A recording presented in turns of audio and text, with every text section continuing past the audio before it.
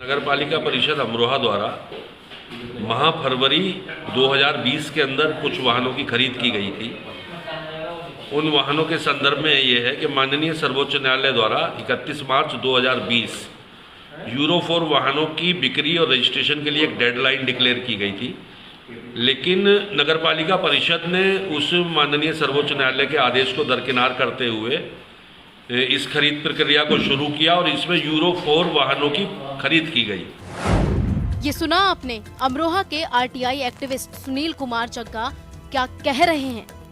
कैसे अमरोहा में supreme court के फैसले को दरकिनार करते हुए अमरोहा नगरपालिका BS4 वाहनों की खरीद फरोख्त कर रही है और कैसे अमरोहा नगरपालिका सर्वोच्च न्यायालय के आदेशों की धज्जियां उड़ा रही है। अब आपको इस घोटाले को समझने के लिए सुप्रीम कोर्ट के फैसले को समझना होगा, जिसमें सुप्रीम कोर्ट ने BS4 वाहन खरीदने वाले हजारों ग्राहकों को सिर्फ 31 मार्च तक बिकी गाड़ियों के रजिस्ट्रेशन की इजाजत दी थी। सुप्रीम कोर्ट ने कहा था जो गाड़ियां बिक्री के बाद ई-वाहन पोर्टल पर दर्ज हुई हैं या जिनका अस्थायी रजिस्ट्रेशन हुआ है, उनका रजिस्ट्रेशन हो सकता है।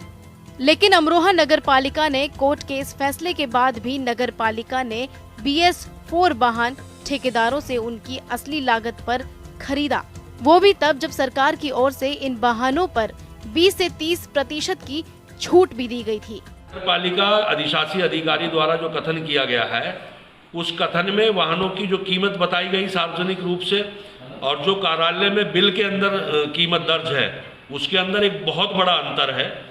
जो सीधा सीधा माननीय प्रधानमंत्री जी और माननीय मुख्यमंत्री जी का जो एक उद्देश्य है भ्रष्टाचार मुक्त भारत का, उसके मुंह पर एक तमाचा है। इसकी जांच की जानी बहुत आवश्यक है।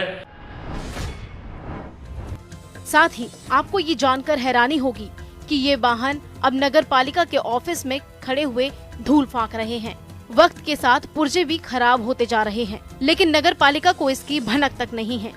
सुप्रीम कोर्ट के फैसले के बाद जिस तरह नगरपालिका ने गाड़ियों की खरीद की, उससे नगरपालिका पर सवाल तो खड़े होते ही हैं।